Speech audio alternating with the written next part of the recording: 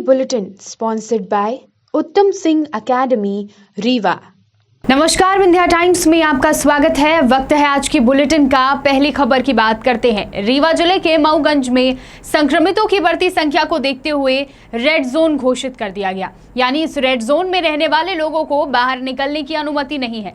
लेकिन सोचिए, इस बीच किसी परिवार को अगर इलाज या किसी अन्य जरूरी काम के लिए जाना पड़ जाए तो वह कैसे जाएगा।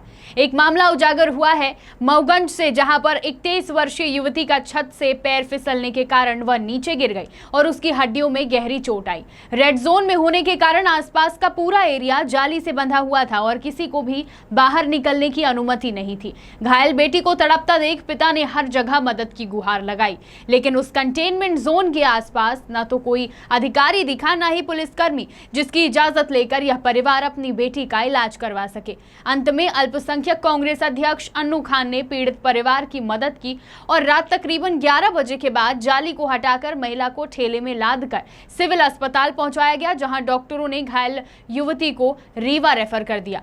अब सवाल उठता है कि प्रशासनिक अमला जो सिर्फ लॉकडाउन के नियमों का पालन करने और सावधान रहने की बात कर रहा है, वह खुद कब जिम्मेदार होगा। रेड जोन घोषित होने के बाद अगर किसी व्यक्ति को इमरजेंसी काम हो या इमरजेंसी हालत में अस्पताल जाना हो तो वह वहां कोई सुरक्षा कर्मी या कोई भी अधिकारी मौजूद नहीं था। अगर नियम का उल्लंघन किया जाए इसके बाद तो उस पर कार्रवाई की जाती है। प्रशासनिक अमले को यह समझना होगा कि लॉकडाउन का पहाड़ा बढ़ाकर समस्याओं से निजात नहीं दिलाई जा सकती है। कोरोना कर्फ्यू के दौरान जहां पुलिस प्रशासन जनता को नियमों का पालन करने की सख्त हिदायत दे रहा है, खुद किसी नियम का उल्लंघन न हो इस बात का ध्यान प्रशासनिक अमले को रखना होगा। लेकिन रीवा जिले में एक मामला इसके विपरीत दिखा।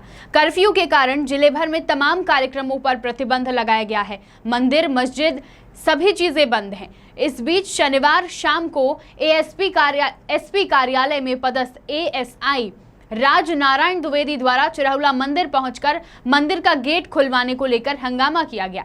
मंदिर के पुजारी ने जब लॉकडाउन का हवाला देकर मंदिर का गेट खोलने से मना किया तो एएसआई ने अपनी वर्दी की धौंस दिखाई और तब तक मंदिर परिसर में रहने की बात कही जब तक वहां का गेट नहीं खुल जाता है। एएसआई का हंगामा देख पुजारी ने मामले की सूचना बिछिया पुलिस कंट्रोल रूम और एसपी को दी। मौके पर पहुंची पुलिस पर भी एएसआई भड़क उठे और बाद में कार्यवाही करते हुए एएसआई राजनारायण द्विवेदी को निलंबित कर दिया गया है। संक्रमण के सुधरते हालातों में जहां सावधानी बहुत जरूरी है और किसी भी तरह की लापरवाही स्थिति को फिर बिगाड़ सकती है, ऐसे में जिनके कंधे पर जिम्मेदारी है वह लापरवाही करेंगे तो जनता पर इसका गहरा प्रभाव पड़ेगा।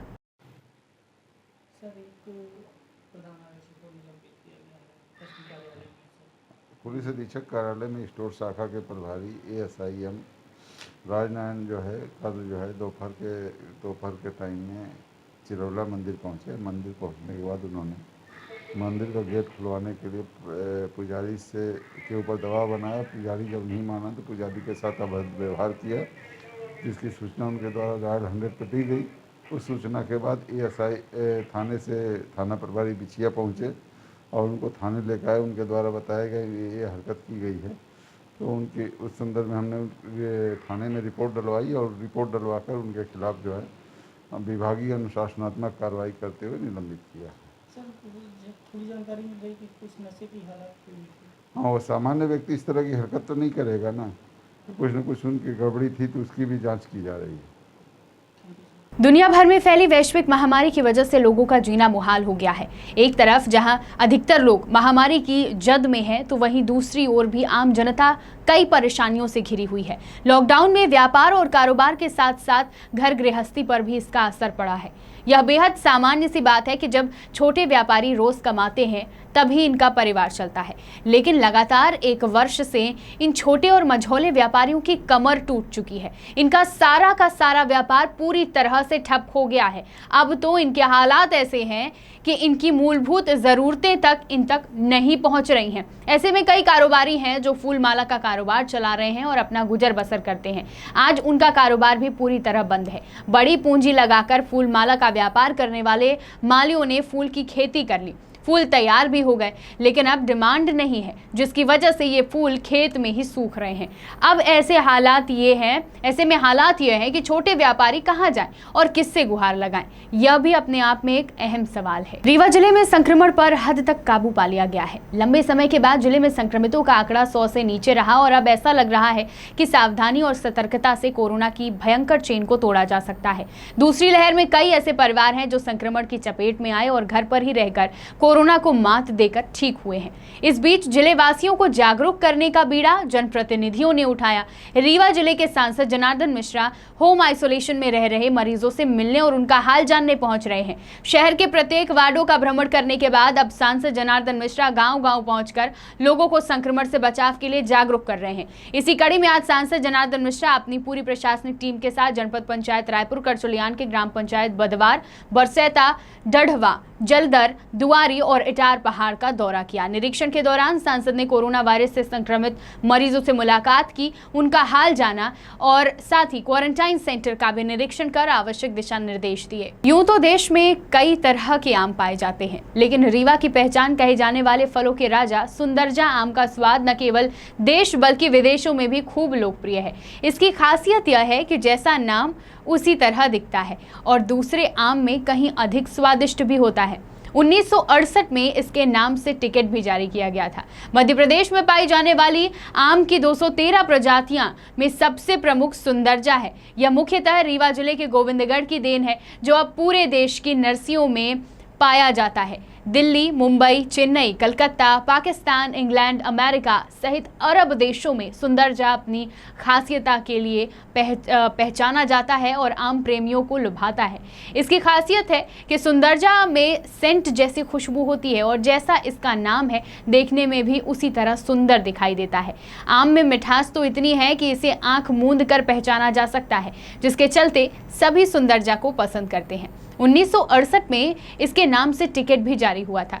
सुंदरजा में कई तरह के गुण पाए जाते हैं, इसलिए भी आम की प्रजातियों में सबसे बेहतर आम सुंदरजा माना जाता है। डायबिटीज के मरीज भी इस आम का स्वाद उठा सकते हैं और कई दिनों तक इसे रखा जा सकता है। सुंदरजा के एक छोटे से पेड़ में 100 से 125 किलो की पैदावार होती है और एक आम का वजन कम से कम 200 ग्राम होता है।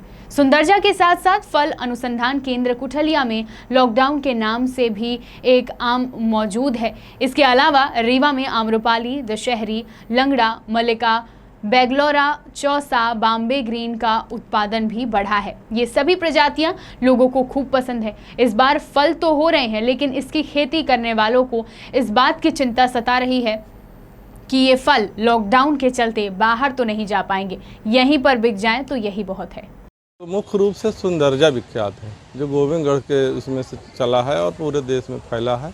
हालांकि गोविंदगढ़ के बाद वो हर बगीचों में आ गया है, नदी बाग, उद्यान विभाग, AG कॉलेज, हर जगह सुंदरजा आम विश्व प्रसिद्ध रहा आम।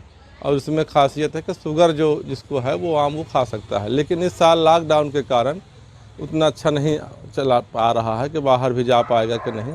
एक लॉकडाउन करके भी आम कॉलेज में था, जिसको जर्दालू बोलते हैं। उसी का 2 साल पहले मोदी जी ने इसका नाम दिया था जर्दालू को, लॉकडाउन। तो अब वो इस साल कम आया है। बाकी आम, सीपिया, जर्दालू, सुंदरजा, लंगड़ा, चौसा, दशहरी, आम्रपाली, बनराज और सुकुल, अचार वाले भी आम, बहुत आम वेराइटी हैं। लेकिन इस साल अब थोड़ा यह है कि कोरोना की मार तो व्यापारियों के ऊपर तो है ही। इतिहास क्या है? इतिहास क्या है कि रीवा के गोविंदगढ़ से सुंदरजा चला है। ये राजा साहब के यहाँ था पहले, और एक पेड़ से ये चला है और आज भी वो आम का पेड़ विद्यमान है गोविंदगढ़ में। और उसमें एक बहुत पुरानी कविता भी हमारी थी, गोविंदगढ़ के जलने सींचा जी से जले, शेरे सफ़ेद सरजमे की शान है सुंदरजा। और कहाँ जाता है ये आम बाहर बहुत गया, अमेरिका तक गया भाई। यहाँ से जो जोशी जी की लड़की वगैरह जो रहती रही यहाँ, जगदीश चंद्र जोशी जी की, सांसद जी की, जो बाहरी लोग जानते थे, वो आम यहाँ से रीवा से दिल्ली, बॉम्बे और विदेशों तक में जाता रहा आम। ये 2 ही आम जाते रहे, सुंदरजा और लॉकडाउन। और ये आपका जर्दालू और एक सुकुल करके आम है, अचार वाले भी आम है, रूमानी वगैरह। तो इस साल तो रूमानी वगैरह कम है।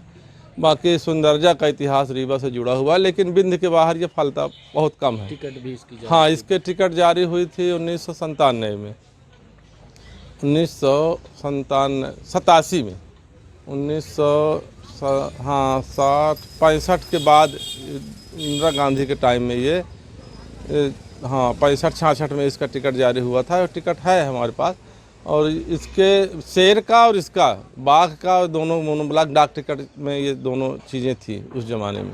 बढ़ते हैं बुलेटिन की आखिरी खबर की ओर। आज जनपद जवा में कोरोना वॉलंटियर को कोरोना से बचने के लिए विशेष किट वितरित किया गया, जिससे कोरोना को लेकर दूसरों को जागरूक करने वाले वॉलंटियर खुद भी कोरोना से बचे रहें। बताया गया कि मुख्यमंत्री शिवराज सिंह चौहान के कुशल नेतृत्व में कोरोना से लड़ाई व जन जागृति के लिए प्रत्येक ग्राम में कोरोना वॉलंटियर जागरूकता अभियान से लोग जुड़े हैं। इसमें वॉलंटियर के द्वारा कुछ न कुछ रचनात्मक कार्य करके समाज में जन जागरण का कार्य किया जा रहा है। अधिकारियों ने अतिथियों को बताया कि मुख्यमंत्री के निर्देशानुसार कोरोना वॉलंटियर अभियान से जुड़े हुए सैकड़ों लोगों को कोरोना से बचने के लिए प्रेरित किया जा रहा है। गांव में लोगों को मास्क लगाने के लिए साथ ही वैक्सीनेशन कराने के लिए भी मदद की जा रही है। विंध्य की तमाम खबरें लेकर कल फिर हाजिर होंगे। देखते रहिए विंध्या टाइम्स। बहुत बहुत धन्यवाद।